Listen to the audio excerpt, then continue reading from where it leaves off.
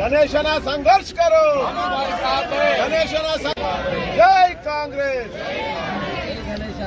जय गणेशना చెప్పడం స్వాగతిస్తున్నాము. ఎందుకంటే వారు నిజమే ఈ పోరాటం నిజమని ఒప్పుకున్నందుకు వారికి కూడా ధన్యవాదాలు.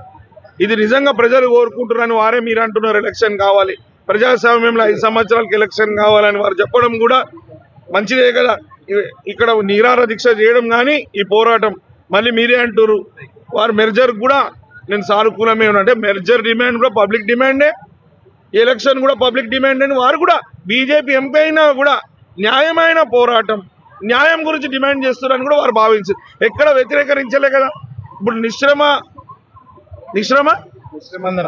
స్పందన అన్నదానికి ప్రజాస్వామ్యంలో అత్యధిక శాతమే తీసుకుంటారు. ఏం శాతం? అత్యధిక 100% కాదు, ఒక ఇంత శాతం ప్లస్ అయితే అది తీసుకుంటారు. కాబట్టి ఇది అంత శాతం కానీ ఎక్కువనే ఉంది.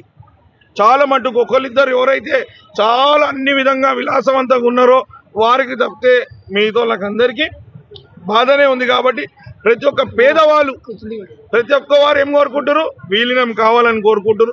న్యాయంగా ఏం కోరుకుంటారు అంటే రాష్ట్రంలో ఉన్న రాష్ట్ర ప్రభుత్వం అధీనంలో ఉండే office, municipal office, cantonment board office, municipal office అయింటే బ్రహ్మాండంగా రాష్ట్ర ప్రభుత్వమే కదా పూర్తి స్థాయిలో బాధ్యత తీసుకొని దీన్ని డెవలప్ చేసేది. ఇప్పుడు కన్ఫ్యూజన్ వాళ్ళు ఇప్పటిదాకా ఇంత ముందుకు దీని గురించి మాట్లాడినోడు, దీని గురించి ఏం చేయనోళ్ళు ఏం చేసారు, అప్పుడు దాన్ని తినేసారు. డిఫెన్స్, స్టేట్, సెంట్రల్ అని చెప్పేసి కాలయాపన చేశారు. నేను చెప్పాను 30 సంవత్సరాల నుంచి ఇది కాదు. ఎన్ని రోజులు ఇట్లా కాలయాపన? నేను కూడా ఒక బాధ్యత గల వ్యక్తిగా దీని మీద ఒక క్లారిటీ రావాలి. ఇది జరుగుతూనే డెవలప్మెంట్ అవుతుంది.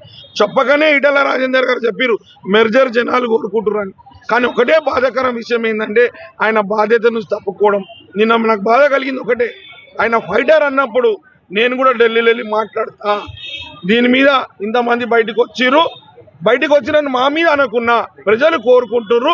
నేను ఢిల్లీలో పార్లమెంట్ సెషన్ అవుతుంది, డిఫెన్స్ మినిస్టర్తో మాట్లాడతా, కేంద్ర ప్రభుత్వం మీద ఒత్తిడి తీసుకొస్తా, ఎలక్షన్ అన్న పెట్టుర్రి, లేకుంటే మెర్జర్ అన్న చేస్తుంటే ఒక మంచి ఎంపీగా పేరు తీసుకుంటుండే. ఇవాళ అందరూ అవమానపడే విధంగా అందరు బాధపడుతున్నారు. బీజేపీ వాళ్ళు కూడా, బీజేపీ లీడర్లు కూడా బాధపడుతున్నారు. అరే మా ఎంపీ ఏమి ఇట్లా మాట్లాడిరని. ఇప్పుడు ఆయన ఏంటంటే చేతులు ఎత్తేసిండు. నేను అటుపోక ఇటుపోక ఉన్నట్టు విధంగా ఉంది. నేనేం చేయాలా? వాళ్ళు ఇస్తే నేను వద్దానను, ఇవ్వకుంటే నేను ఏమన్నానంటే వీళ్ళందరూ ఓటేసినందుకు మీరు మా పక్షంలో మాట్లాడాలి, మీరు మాకు మేలు చేయాలా, మాకు న్యాయం చేయాలా. కానీ అది చేస్తలేరని ప్రతి ఒక్కరు అంటారు ఈయనకు ఎందుకు ఓటేస్తామని. వ్యక్తిగతంగా ఆయన మంచోడు, ఓటేసింది ఎందుకు? శ్రీ గణేష్ ఎమ్మెల్యే అయితే వాళ్ళు బాగుపడతారని. వాళ్ళు బాగుండడానికి నేను ఈ దీక్షలో కూర్చున్నా, నువ్వు కూడా ఇలా దీక్షలో కూర్చోవాల్సింది, ఏదో ఒకటి చేయాల్సింది. వారు ఇట్లా తప్పించుకోవడం ఇది కరెక్టే అనడం, మన తప్పించుకోవడం కరెక్ట్ కాదని అందరూ భావిస్తున్నారు. ఇప్పుడు మీకు కూడా అర్థమైంది, ఎంపీ గారు కూడా మా దీక్షకు సానుకూలంగా మద్దతు ఇస్తున్నారు. కాకపోతే వారు ఏమంటారు, నాది నడుస్తలేదు, నేను చేయలేను అని అన్నట్టే ఉంది. వారు కూడా 2 సార్లు నేను ఎలక్షన్ గురించి మాట్లాడినాను, వారు కూడా నేను ప్రయత్నిస్తున్నాను అంటే అర్థమైంది. నా మాట వాళ్ళు ఒప్పుకుంటలేరు, నాతో కాదనేసి క్లియర్గా అనకుండానే అన్నట్టు మనకు అన్ని చెప్పాడు. ఇక మరీ విషయానికి వస్తే గ్రీనరీ విషయం, ఆయన షామీర్పేటలో ఉన్నాడు. ఆడ కూడా ఇప్పుడు కార్పొరేషన్ ఎక్స్టెన్షన్ అయింది. ఆడ కూడా ఇప్పుడు అన్ని ఓవర్ జాగుంటే వాళ్ళు ఖాళీ పెట్టుకుంటారు, ఏదో కట్టించుకోవడానికి ఇస్తారు ఒకటి. రెండోది ఇక్కడ గ్రీనరీ ఎక్కడ పోదు. ఏ స్థలాలు డిఫెన్స్ స్థలాలు వాళ్ళకే ఉంటుంది కదా. సివిల్ ఏరియానే మెర్జ్ అవుతుంది. ఉట్టి ఏమవుతుంది, అడ్మినిస్ట్రేషన్ బాడీ ఒకటే మెర్జ్ అవుతుంది, మిగతా అంతా సేమే ఉంటుంది కదా. ఎవరు అనుకుంటే వాళ్ళు భూమి ఇస్తారు, భూమి ఇయ్యని వాళ్ళు డెవలప్మెంట్ కాదు. చుట్టుముట్టు ఎక్కడ 20 అంతస్తులు ఉన్నాయి, 25 అంతస్తులు ఏడుంది.